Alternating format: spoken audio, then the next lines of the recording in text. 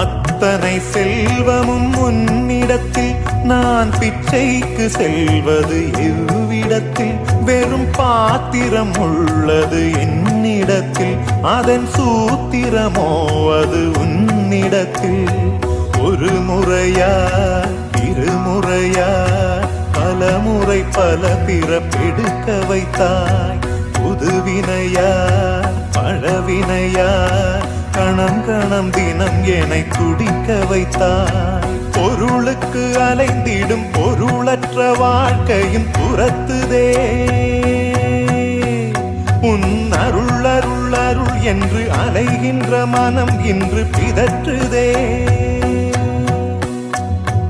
அருள் விழியால் நோக்குவாய், மலர்பதத்தால் தாங்குவாய்.